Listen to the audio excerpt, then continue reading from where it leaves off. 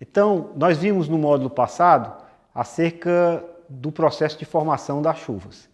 Então, nós vimos que temos 4 etapas básicas na formação da chuva. A primeira delas se dá a partir do processo de condensação, que a parcela de ar vai se resfriar até chegar à condensação. Depois a gente viu que tínhamos a formação a partir dos núcleos de condensação.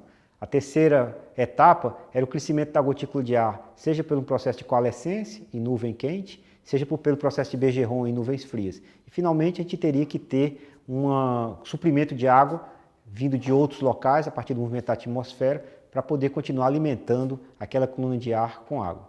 Agora a gente vai entender um pouco mais esse processo. Como é que se dá esse processo de condensação? Para que nós possamos entender isso, a gente vai precisar começar a imaginar o seguinte: uma parcela de ar que está colocada aqui próxima à superfície da Terra.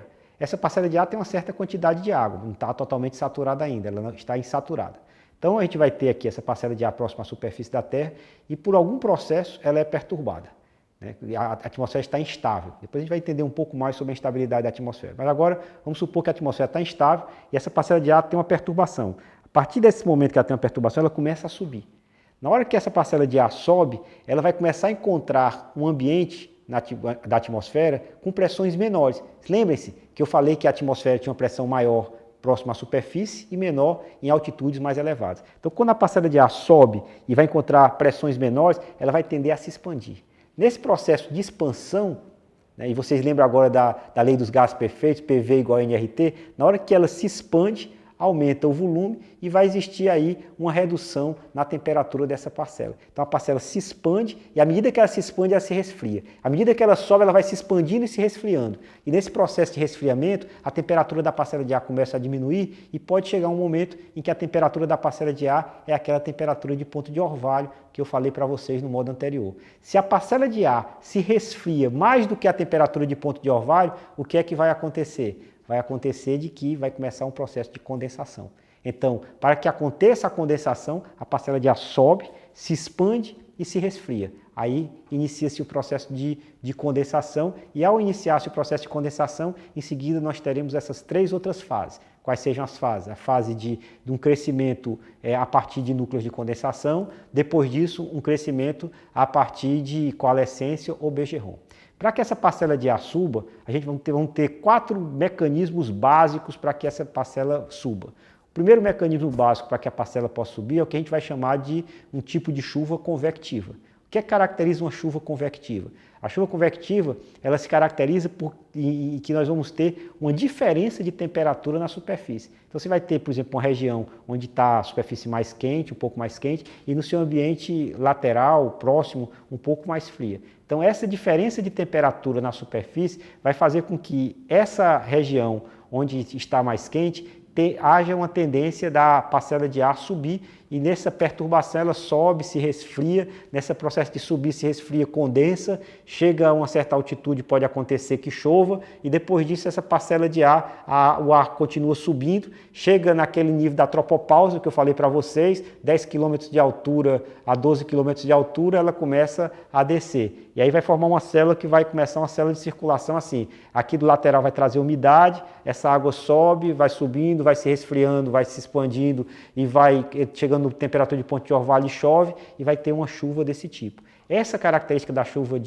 convectiva é aquela que muitas vezes você está num automóvel, ou no ônibus ou num carro, e você passa por aquela nuvem que tem chuva, em seguida tem sol novamente. Aquilo ali é uma célula convectiva. Tá certo? Essa célula convectiva, então, está tendo precipitação associada a esse processo. Normalmente, essas células convectivas, elas vão existir não vão ser áreas muito grandes. Vão ser áreas de alguns poucos quilômetros, 3, 4, 5 quilômetros, você pode ter uma célula convectiva. Óbvio que você pode ter várias células convectivas encadeadas umas com as outras, mas normalmente esse é o primeiro processo de formação das chuvas a partir das chuvas convectivas. Um segundo processo de elevação da parcela de ar, e com essa elevação da parcela de ar aconteça esse processo de resfriamento e expansão, gerando em seguida a parcela de ar chegar à temperatura de ponto de orvalho e a condensação, e aí iniciar o processo da precipitação, pode se dar a partir de uma elevação mecânica dessa parcela de ar. Como é que pode se elevar mecanicamente essa parcela de ar? Suponha que tem uma parcela de ar que se encontra com uma montanha. Na hora que ela se encontra por uma montanha, ela não consegue atravessar a montanha.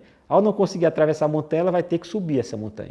Na medida que a parcela de ar vai subindo essa montanha, vai acontecendo como se a montanha estivesse levantando a parcela de ar. Na hora que ela começa a levantar essa parcela de ar, a parcela de ar começa a fazer o quê? Se esfriar a partir do processo de expansão dessa parcela de ar. E nesse processo de expansão e de resfriamento, você vai ter uma chuva, que é uma chuva do tipo orográfica, que é ocasionada pela ocorrência de montanhas. Normalmente, essa chuva orográfica, você vai ter uma região da montanha onde essa massa de ar ela vai se encontrar com essa parcela de ar. A montanha aqui, então, essa parcela de ar sobe, e à medida que ela sobe, começa a chover. Chove desse lado de cá, a parcela de ar, mesmo depois de chover, ela continua se movimentando e depois ela vai para o lado seguinte aqui da montanha. Subiu a montanha, choveu. Foi para o outro lado da montanha e quando ela chegar no mesmo nível, a parcela de ar vai estar seca. Normalmente vai estar seca e a parcela de ar vai ficar mais quente. Por quê? Porque uma parte do calor que a parcela de ar, que a água teve para evaporar, que é aquele calor latente, ela liberou no processo de precipitação. Então essa parcela de ar volta ao mesmo nível, agora sem água, mais seca e com uma temperatura mais elevada. Essa região onde chove, normalmente a gente chama região de barlavento.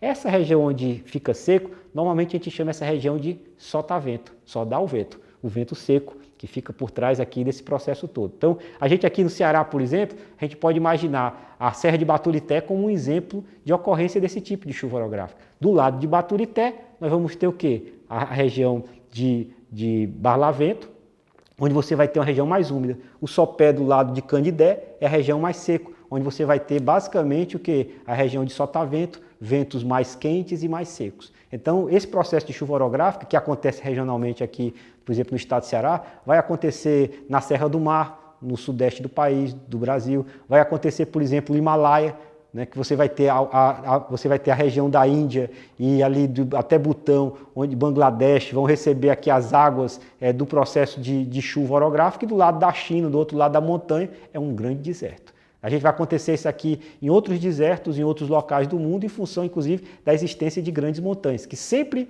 do lado sotavento da montanha vai ser seco e o barlavento vai ser úmido. Na África, então, em vários lugares a gente vai ter esse tipo de chuva orográfica. Então, esse é o segundo tipo de chuva. O terceiro tipo de possibilidade de elevação de uma parcela de ar é a elevação dinâmica da parcela de ar. Como é que se dá essa elevação dinâmica da parcela de ar? Suponha, por exemplo, que tem uma frente fria. Normalmente aqui em outubro, novembro, dezembro, a gente começa a ouvir as subidas das frentes frias da Argentina, da região da Patagônia. Então as frentes frias, por exemplo, elas sobem. À medida que elas sobem pelo continente, que é onde você vai ter menores pressões, ela vai subindo, e à medida que ela vai subindo, o ar que está na frente dela, ela empurra. Ela passa, e na medida que ela passa, ela vai empurrando o ar que está na frente. Aquele ar que está mais frente, mais quente, que a frente fria vai empurrando, ele vai subir. Na hora que ele vai ter essa ascensão, ele vai de novo acontecer o famoso processo de quê? De expansão e de resfriamento.